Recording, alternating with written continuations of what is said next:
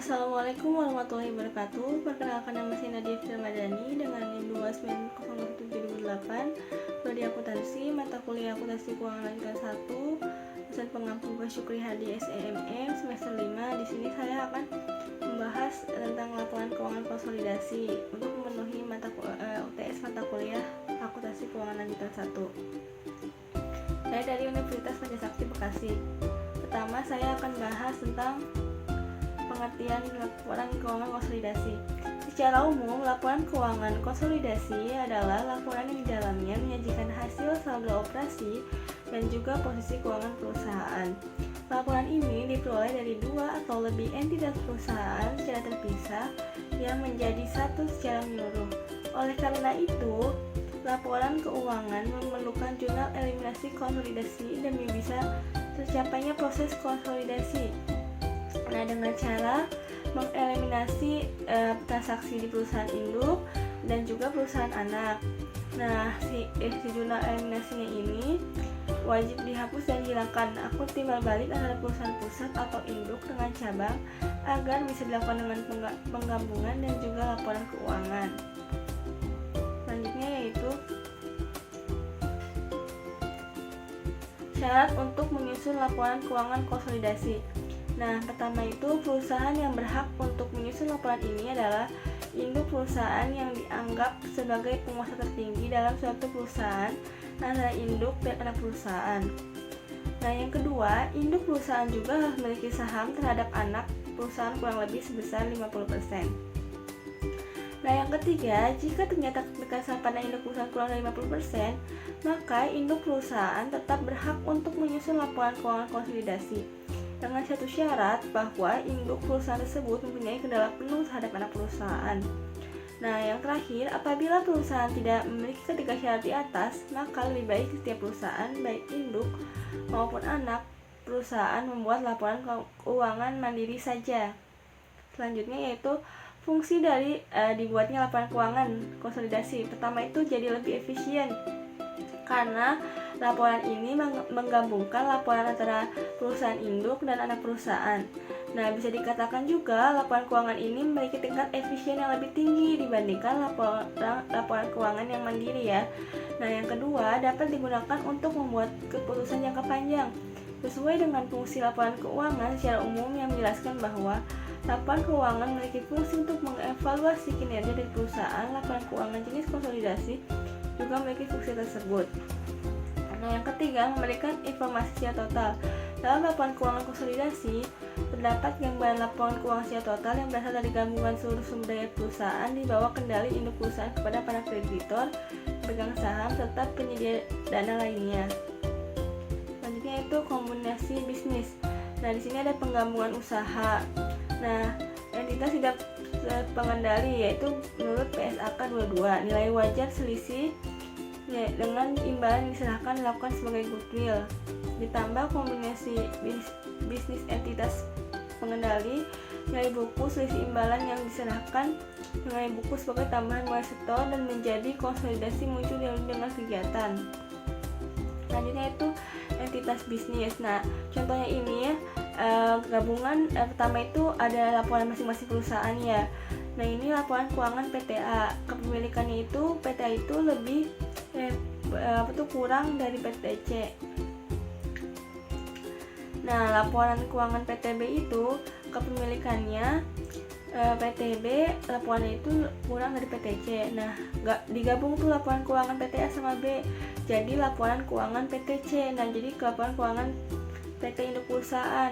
Nah, gabungan itu kita buat jurnal penyesuaian, lalu jadi eliminasi, dan terbuatlah laporan keuangan konsolidasi PTC, yaitu sebagai induk perusahaan dan anak. Nah, ciri-ciri perusahaan yang memiliki lebih entitas dari suatu entitas bisnis yaitu: 1.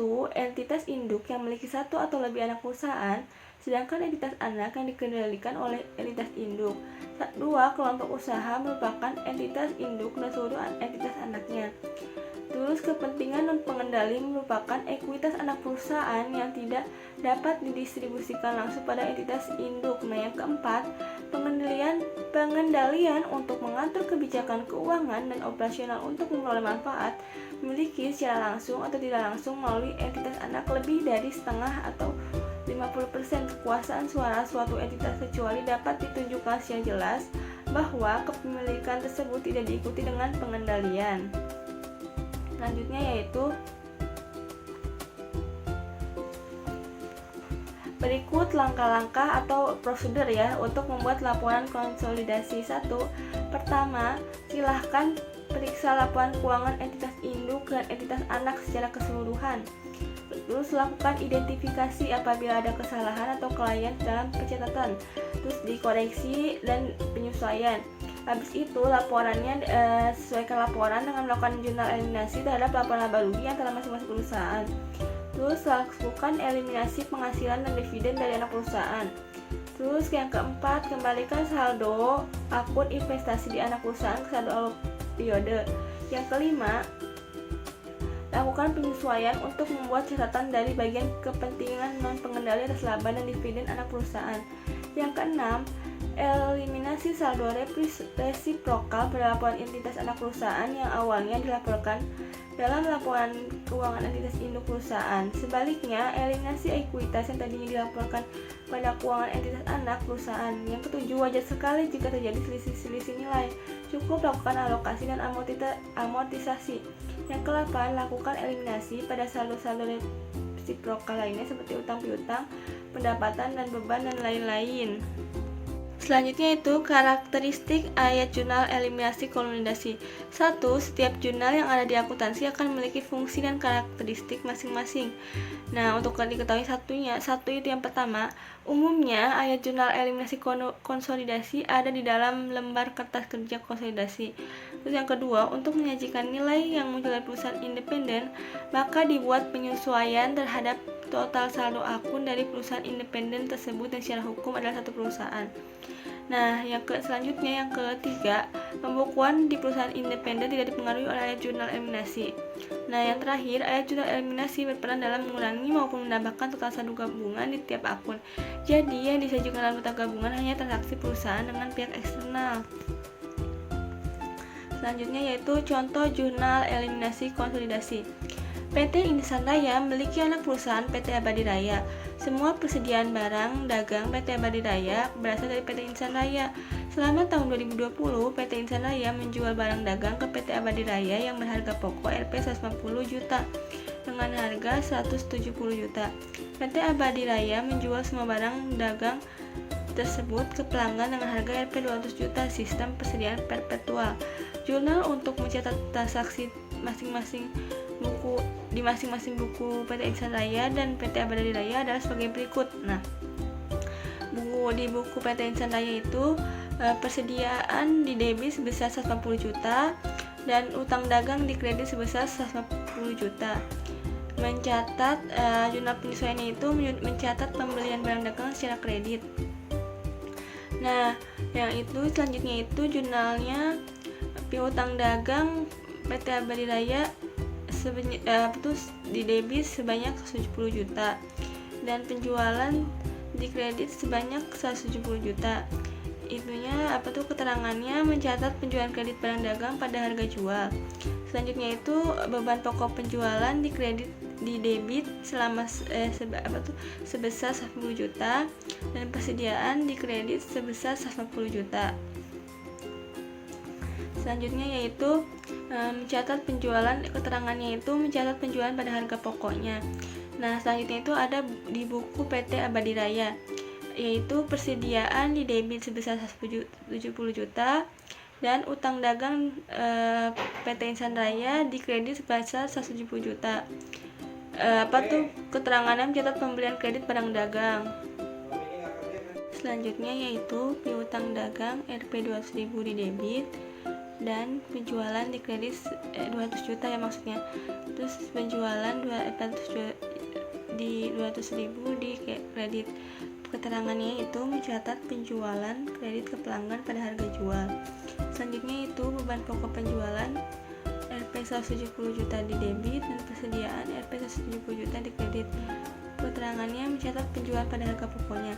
Karena PT Insan Raya dan PT Abadi Raya adalah induk perusahaan dan anak perusahaan, maka transaksi penjualan dan pembelian antara induk perusahaan dan anak perusahaan yang harus dieliminasi adalah penjualan di debit sebesar 170 juta dan beban pokok penjualan di kredit sebesar 170 juta. Keterangannya itu mengeliminasi transaksi penjualan atau pembelian antar perusahaan. Nah, ini kertas konsolidasinya ya. Jadi kertasnya itu di jurnalnya itu nilai laporan keuangan konsolidasinya menjadi Rp 170 juta. Nah, jadi penjualan PT Insan Raya itu kan 170 juta. Nah, PT Abadi Raya itu Rp 200 juta. Nah, dilakukan penyesuaian di debit itu 170 juta. Terus konsolidasinya itu 200. Jadi melakukan penyesuaian, jadi di laporan konsolidasi itu yang muncul Rp 200 juta. Nah, beban pokok penjualannya itu PT Insan Raya sebesar 10 juta, PT Abadi Raya 170 juta. Terus dilakukan eliminasi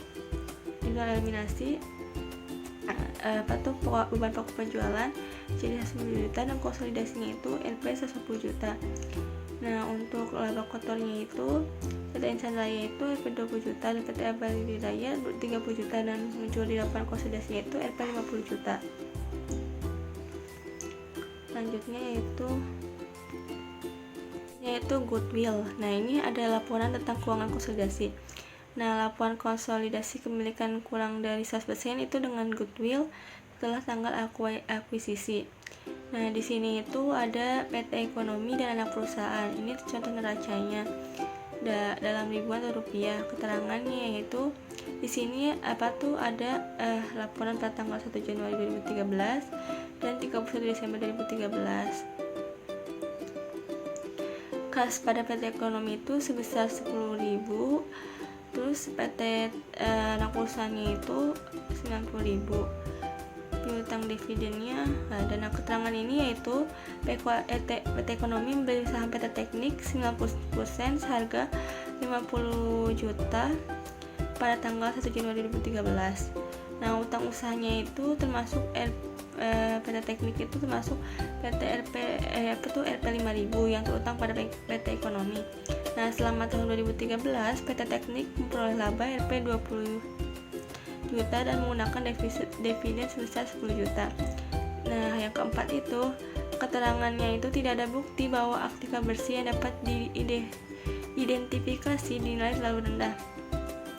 Nah, jadi dia itu investasi awalnya di bulan Januari itu 50.000 ditambah 90% laba PT Teknik. Nah, jadinya 90% dari investasinya itu 18.000 dikurangi dividennya 9.000, jadi saldo akun pada 31 Desembernya itu 59.000. Nah, jadi PT Ekonomi itu sebagai induk perusahaan dan PT Teknik itu sebagai anak perusahaan. Selanjutnya yaitu di sini ada laporan keuangan konsolidasi. Nah, ini cara mengeliminasinya yang goodwill itu ya. Jadi jurnal eliminasinya itu utang dividen di debit sebesar 9 juta dan piutang dividennya di kredit sebesar 9 juta. Utang usahanya di debit Rp 5 juta dan piutang usahanya di kredit sebesar 5 juta. Selanjutnya yaitu laporan konsolidasi yaitu pada perusahaan induk dan perusahaan anak ya. Nah, pertama itu kita hitung dulu pencatatan investasi pada perusahaan anak. Pemilikan saham-saham oleh suatu perusahaan terhadap perusahaan lain dapat dilakukan dengan berbagai cara. Di antara cara-cara yang paling sering dijumpai adalah pembelian langsung atau tunai, pertukaran dengan klien aktif lainnya, atau pertukaran dengan suatu berharga. Dalam hal saham-saham diperoleh dengan cara membeli secara tunai. Investasi tersebut dicatat sebesar harga perolehan, yaitu sebesar jumlah uang yang diperlukan untuk memperoleh saham-saham tersebut. Contoh soalnya yaitu PT X bertempat kedudukan di Jakarta. Contoh soalnya yaitu PTX bertempat kedudukan di Jakarta, bermaksud untuk membuka sebuah kantor cabangnya di Jakarta tanggal 1 Januari 2005.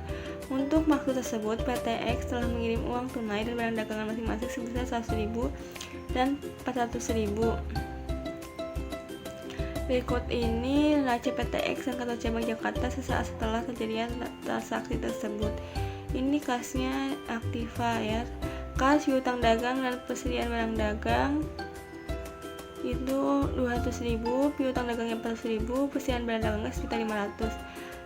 Kewajiban dan ekuitas utang dagangnya di kredit 300.000, modal sahamnya 3 juta, agio sahamnya 1 juta, dan laba yang ditahannya itu 700.000. Selanjutnya yaitu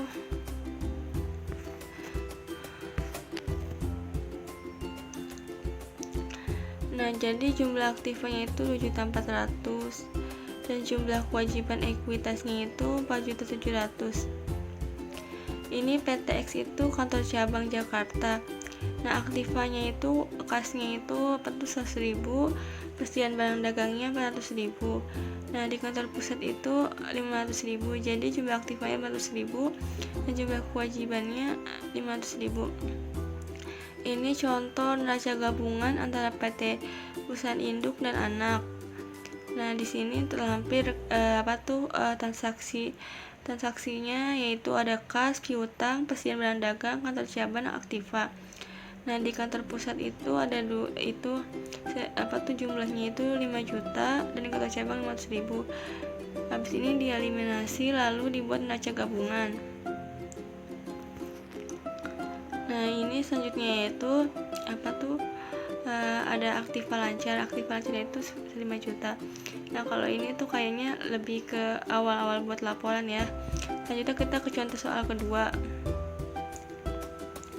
Penyusunan neraca konsolidasi. Jika perusahaan induk memiliki 100% saham-saham perusahaan anak sebesar sesuai dengan bukunya, perusahaan anak dalam keadaan surplus.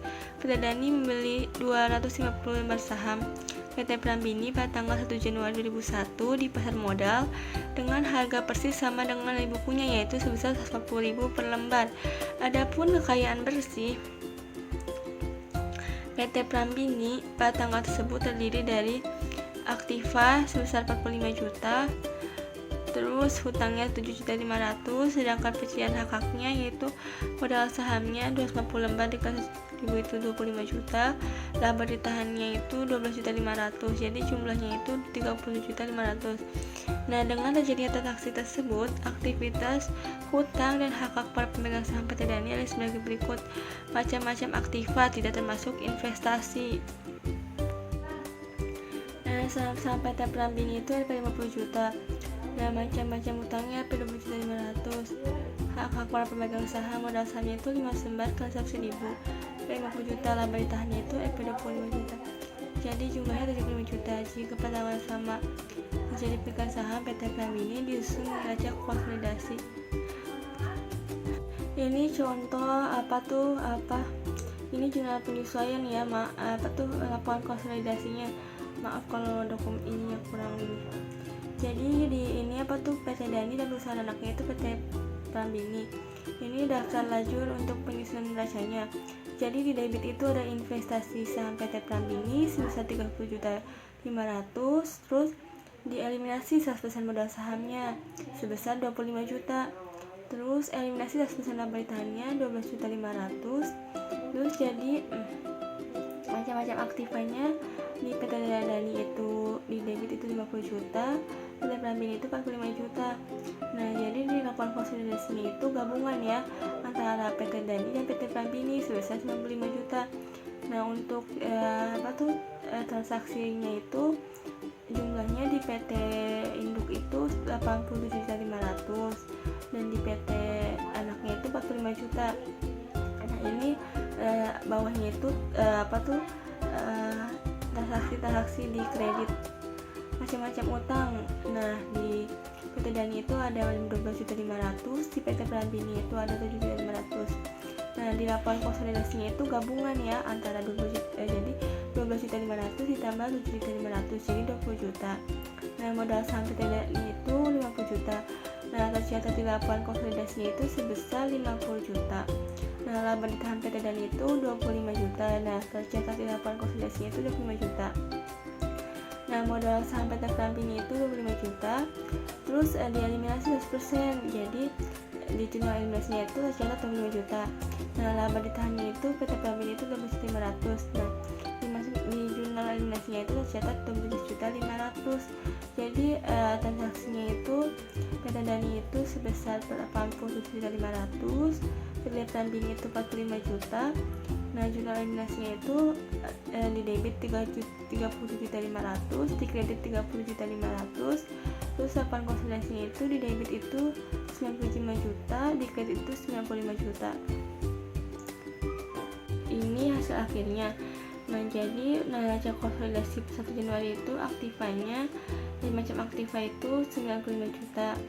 95 juta, jumlah aktiva 95 juta. Nah, kewajiban dan ekuitas macam-macam utang itu yang ke-20 juta, hak pemegang saham dan saham 50 juta, laba ditahannya ke-25 juta. Jadi jumlah dari modal saham dan laba ditahan itu 75 juta. Jadi jumlah utang dan ekuitas itu LPS 95 juta. Nah, kurang lebihnya segini aja dulu ya. Kurang lebihnya saya mohon maaf apabila ada yang kurang dalam penyampaian materi. Wassalamualaikum warahmatullahi wabarakatuh.